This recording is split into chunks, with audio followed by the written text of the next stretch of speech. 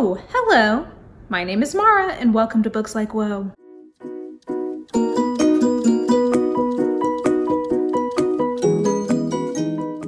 So, today we are treading very lightly into slightly treacherous territory because we are going to talk about overhyped books.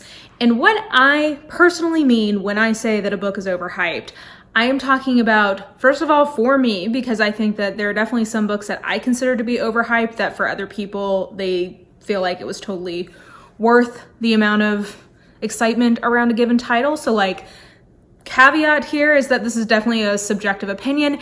And for me, when I was thinking through like what hype to me means is that usually hype is centered around uniqueness or high quality or just like undeniable, like the book equivalent of charisma, basically, that there's like just this X factor. There's something about this book that just makes it a cut above the rest. And that's, again, like kind of for me, that's my personal measurement of like, do I think this book is a cut above the rest in its genre and what it's trying to do in its writing? Like, is there something about this that makes it worth hyping up over any number of other books that are frankly probably similar to it? Because like the number of truly unique books in the world are very few. I've been trying to get together a list of books that I actually think are unique to some degree, and the list is pretty short. Most books are not unique. So like, what is it about this book that made it worth noting over any number of other books that are similar to it that I also might enjoy, but this one is for some reason better and therefore like gains some sort of consensus that it is superior. So that's kind of how I'm thinking about hype. You'll notice that I'm not saying it's good or bad. Like I've got books that I think like, I have like unpopular book opinions out there somewhere. I have like books that I didn't like lists out there. Some of these are books that I didn't like, some of these are books that I liked okay, and some of these are books that I actually did like, but just still think were overhyped. So it's not a good-bad measure, it's more like my perception of the commentary around the book versus the actual experience of it. To that end, I decided to exclude classics or genre classics from this list because I just don't feel like it's too much of a counterfactual to me, and I don't feel like I have enough mastery over the literary canon to be able to say something like, for instance, I think I personally like Vonnegut is overhyped to me, James Joyce is overhyped to me, like that's a personal response, but I didn't put them on this list because I don't really understand how like the degree to which they are pivotal to genres and therefore are not overhyped. They're just like a part of a classics canon that I personally didn't enjoy. Do you know what I mean? I hope that distinction makes sense. So anyway, hey guys, quick intercut from the future. I was just looking at the footage and realized that I missed a key setup piece here, which is that the reason I decided to do this video is that there are 3 books that have come out so far this year that I have considered to be overhyped for me. One of which I think was pre-hyped and is now not living up to that hype for a lot of people, and 2 others that I think have been pretty hyped since they came out, and I'm kind of like a shruggy emoji about it. And those 3 are the 2 that kind of got hyped after the fact were The Gilded Wolves by Roshani Chokshi, 3 stars for me, and Middlegame by Seanan McGuire, again 3 stars for me. Those I think kind of got built up as time went on for their releases. You know, we're still in the first kind of half of the year, so we'll see how that pans out. But so far, to my sensibilities, those have been overhyped. And then one that I think was hyped beforehand, but since it's come out, people seem to like not be that into it, is The Wicked Saints, which I think I originally gave a 3.5, and now I'd probably give a 3. It was fine. I think I liked it better than a lot of people because I think a lot of people see it as a like real rip-off in some ways of the Grishaverse, which I have not encountered. So anyway, I totally forgot to mention that those are the books that like inspired this video. All that to say, let's get into, I think I've got like 15-ish books here that for me, in some way or other, did not live up to what was sold to me, and therefore, in that sense, we're overhyped. Okay, I'm gonna do this roughly by genre, so we're gonna start with like speculative fiction, sci-fi, fantasy, that kind of stuff. Okay, so first up, let's just start hot, guys. Like, let's start in with an unpopular opinion. I think that The Night Circus by Erin Morgenstern is pretty overhyped. I don't think that it's bad. I will tell you I DNF'd it because I found it, while the writing was nice, it was interesting in terms of like the premise, I guess. I didn't think it was a particularly excellent version of like what I would probably describe as like fabulism or magical realism. I can see why people would like this, but it is, to me, unclear why this particular book has become so loved and hyped. On BookTube especially. I wonder if on BookTube part of the hype is that it's a rare situation where people who normally read YA enjoy an adult fantasy because it has young I don't know, like that's the only thing I can really think of. Again, I don't think this is bad, but like it wasn't interesting enough to hold my attention, and I think it's kind of overhyped. I don't think it's as unique as people talk about it being, I guess maybe is the long and short of it. Next up, The Magicians. Now, I have ranted about this series, well, I guess just this book, but then like in theory, the series, a number of times on this channel. So this is a situation where I did not like the book. And the overhype factor is the way that this is always sold as Harry Potter for adults, which I just think is like a complete non-starter as a description. This is not like, I think a fairer comparison would be Chronicles of Narnia, but for adults. So quality aside, I just think that the way that this was hyped up and sold set up bad reader expectations and was very overhyped. I've heard some people say that they liked the TV show a lot better than they liked the books.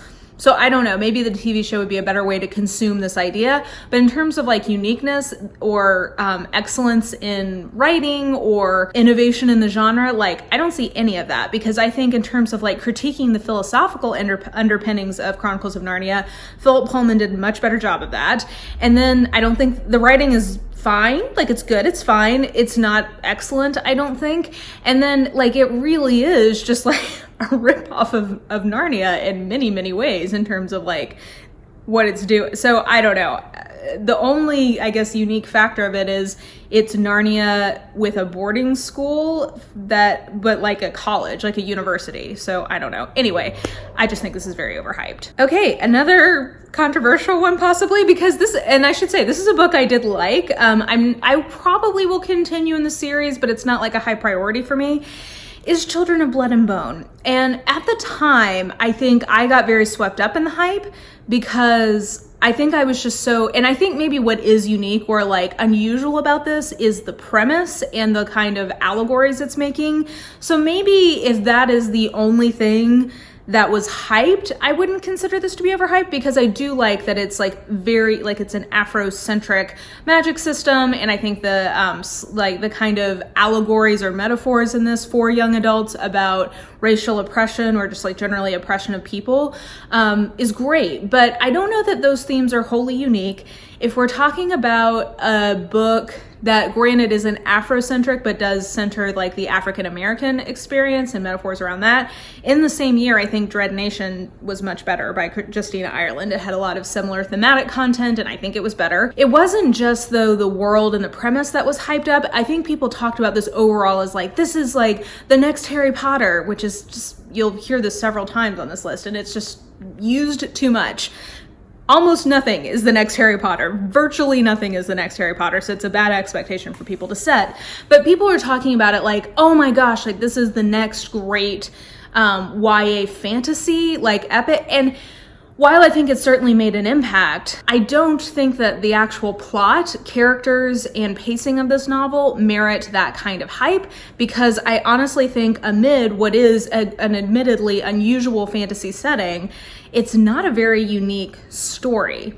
So I do ultimately think that this is overhyped. It doesn't mean it's bad, but I think that when people hype this up, they probably should be clear that that they're excited that there is representation of like an African-centered fantasy world, and they like the themes involved, but I don't think the book itself is as good as people hype it up to be, if any of that made sense. Okay, next is A Gathering of Shadows by V.E. Schwab. Now, I have an entire rant review of this that I only made by accident, basically, because I got so mad in the middle of the wrap-up that it was in, like my monthly wrap-up, that like it was 10 minutes long and I just made it its own video.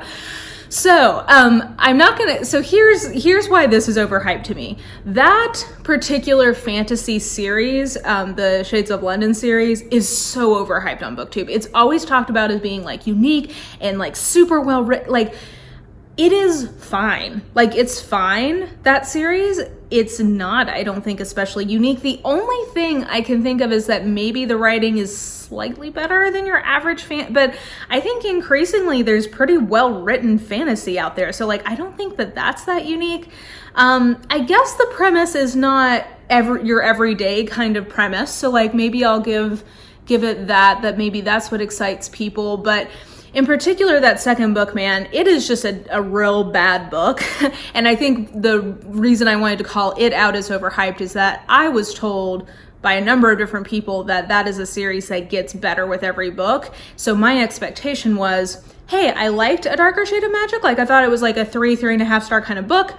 But these just keep getting better. This is going to be great. And the second book is the worst in the series and just like a really poor example of a second book in a trilogy. So to me, that is the overhypeness, is that I was expecting this is a series that was going to get better and better. And in the second book, I was like, oh girl, no.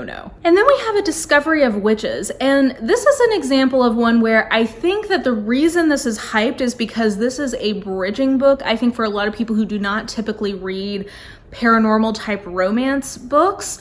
And I think that this is a book that introduces people to that type of genre fiction. I think if you are a reader of paranormal romance or time travel romance of any kind, I don't think you're going to find this too unique. I don't know that there's really a especially interesting or unique take on the world. It is quite nicely written, so I think from that perspective, people maybe really connect. I don't know. To me, this was really overhyped. I was expecting this to be like a real like game changer, because I feel like that's how people talk about it.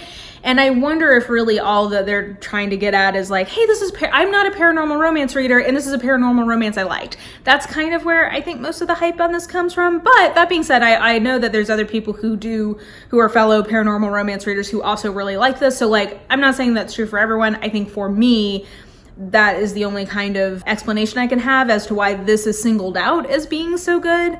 I don't know. I just think that this is, I'm just kind of confused as to why this is the series that like caught on so much for people. And then I guess I have similar thoughts about The Passage by Justin Cronin, because it has always been hyped up to me as like the great literary vampire novel. First of all, I guess, yeah, I mean, there are, I guess, technically vampires, but that's not how it reads to me. It doesn't read like a vampire novel. It reads like a dystopian horror novel. The writing is fine. I guess it's literary.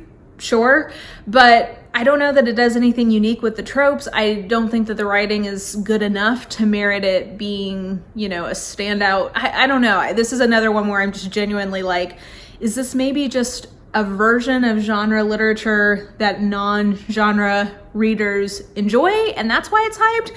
I don't know. I can't really get into the counterfactual here, because I read everything. Like, I'll read everything from James Joyce to like a self-pub sci-fi romance on Kindle Unlimited. Like, I read it all. So like, I don't have any real hangups about genre. I don't know. So I can't really penetrate the thought process of why people love this so much. But people do, so it's very hyped, and for me, very overhyped. And then the last in my overhyped, like, fantasy, speculative, fiction-y type category is Morrigan's Crossing by Nora Roberts. So I have yet to find a paranormal Nora Roberts that I enjoy. And I think it's because I find the way she does magic in her books really odd. Like, I don't know, maybe I need to read more of them, but this one, people talk about it as a kind of classic of this subgenre, so maybe in that sense I should have left it out, because it could be that this was some sort of innovation in the form that I'm just not picking up on. But yeah, for me, I mean, you guys know Nora Roberts is one of my favorite writers, but I just don't get why people love her paranormal ones so much. They seem sort of like kind of inert or like impotent in the paranormal pieces of them. They just don't seem that good. I don't know. That's just my opinion. They're fine, but just not great. And in that sense, to me, they are overhyped. Okay, moving more into sort of like contemporary or like just sort of literary fiction, whatever. So the first up I have The Fault in Our Stars by John Green.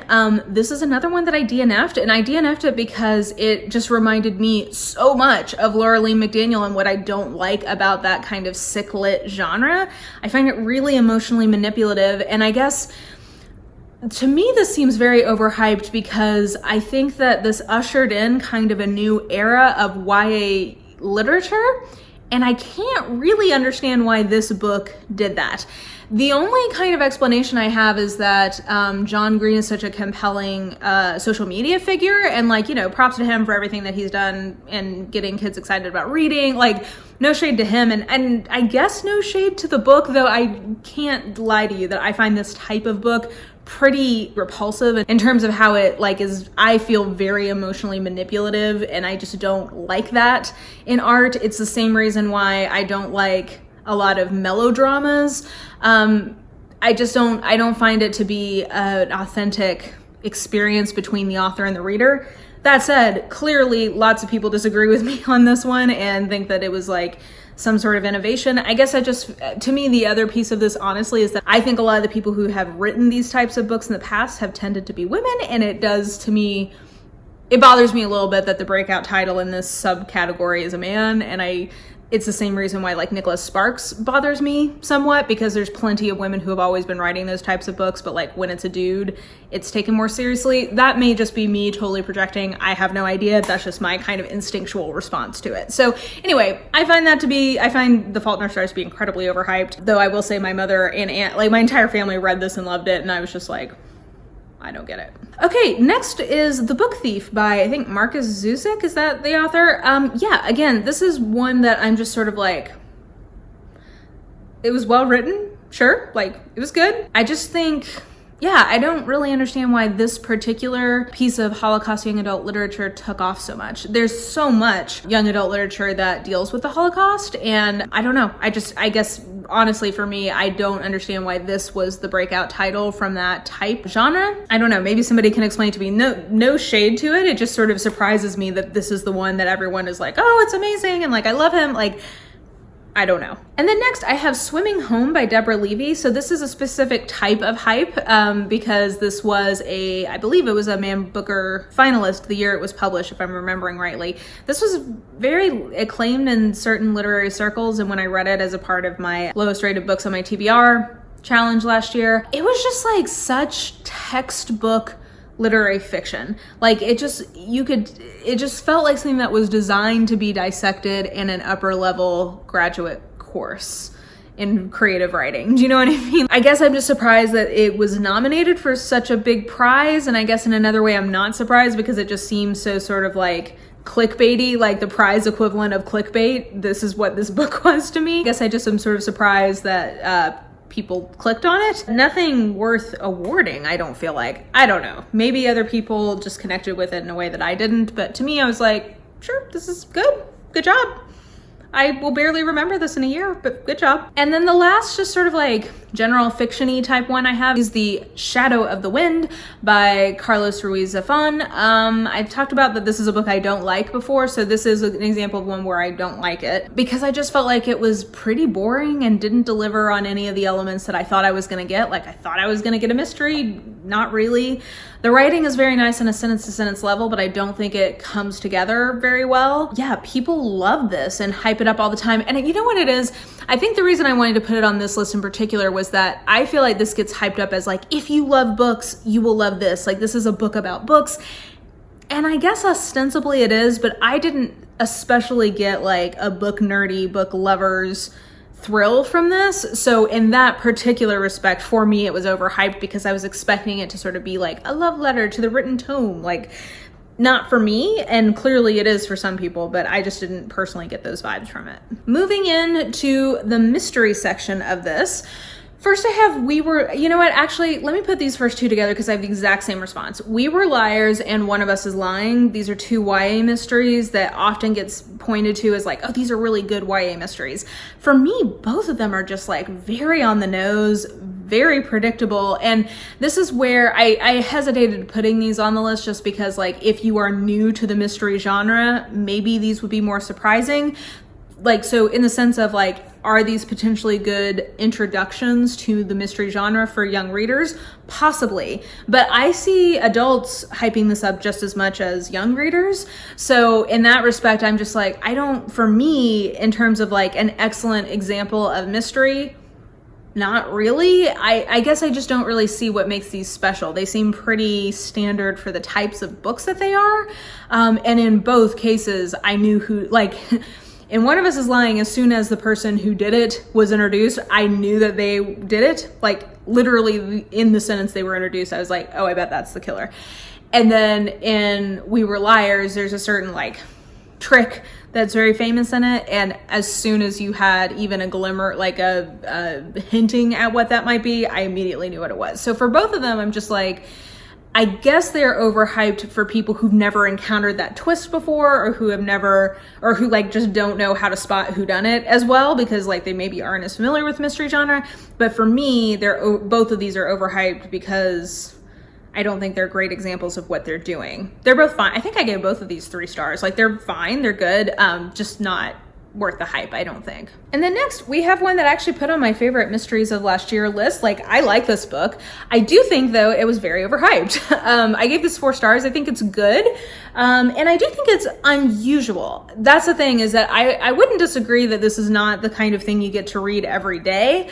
I just think that in terms of like the execution of what is a very cool premise in this one, because basically it's sort of like a Groundhog Day isolated closed circle mystery, which I'm like, that's all great. And I really liked all the elements in this. I just don't think it's amazing as people talk about it being. So I don't know. For me, this is like, I agree that the premise is pretty unique in this one.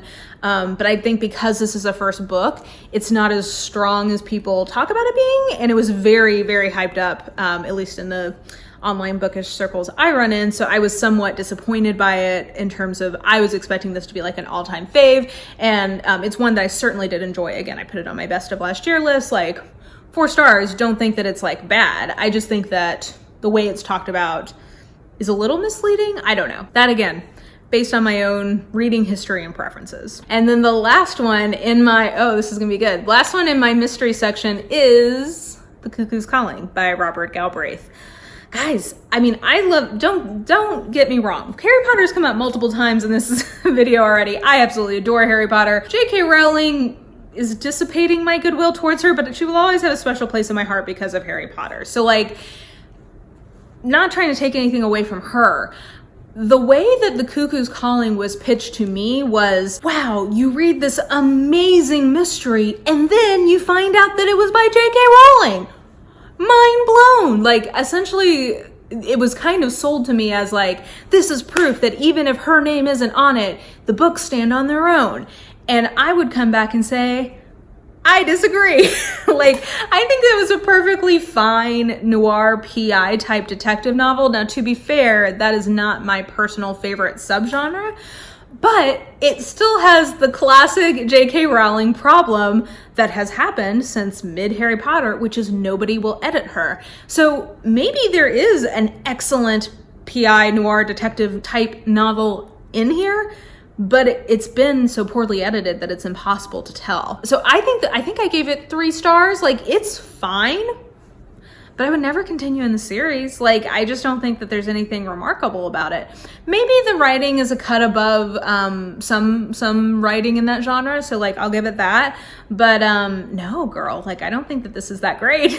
And it's just like, I remember especially at the time, people being like, haha, this is proof. Even without her name on it, her books are amazing and you would like it even if, you know, you didn't know she wrote it. And I'm like, I don't think that this is the, like, maybe that's true, but this is not the proof you're looking for to make that point. And finally, I've got 3 nonfiction picks. So first, I have A Million Miles in 1,000 Years by Donald Miller. Now, this is an example of something that was hyped for me because I so enjoyed previous work from the author and people said, oh, this is like amazing.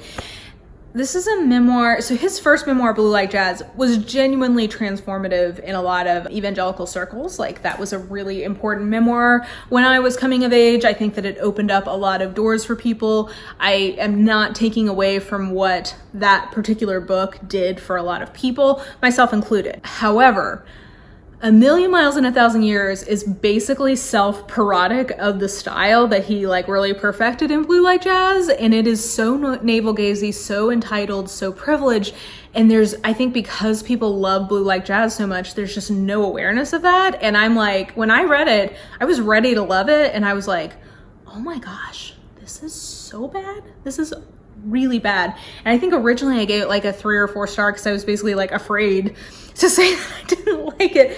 but it's bad. It's not a good memoir, and really, honestly, diminishes my experience in retrospect of Blue Like Jazz, because I'm like, has he always been this narcissistic? Yikes. And then finally, the last one and this is maybe one of the most subjective ones in terms of like, it's clear other people enjoy this person's writing more than I do, is Killers of the Flower Moon by, oh God, I can't even remember his name. David Gran, maybe? Yeah, not bad. And the story is like wild. And I think it's being adapted into a movie that I can't wait to see. The writing was so flat though, and it was winning so many awards or like getting so much like praise for it as a piece of narrative nonfiction. And I think that is its biggest weakness. Like, the research is obviously great and the story is very compelling, but the writing I think is pretty tough, at least for me. So yeah, that's where I find that to be pretty overhyped as a piece of written work. Did not succeed for me, and was therefore pretty overhyped in terms of my overall enjoyment of it, even though I really like the story. Okay, so those are my list of overhyped books. I cannot wait to see the comment section on this one. Let me just go ahead and like put this out there.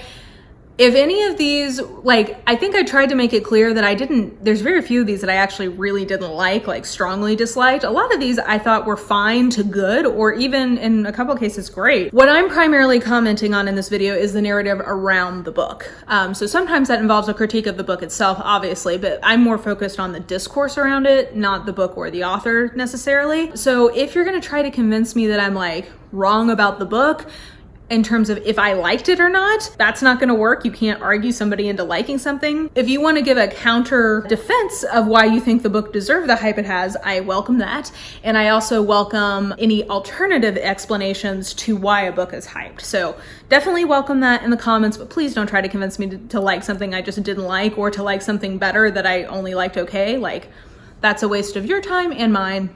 So let's just put that there. Definitely let me know what you think in the comments. Feel free to leave any books that you think were overhyped. And again, focusing on the kind of narrative around a book versus your subjective experience of it and how that might have been out of alignment. Yeah, so let me know what you think below. I think that will do it for this video. So if you enjoyed it, please like, subscribe, follow me on the social medias if you are so inclined. I have all that information listed in the description box below. And I think that will do it. I hope you're having a lovely, lovely day, and I will just talk to you soon. Bye.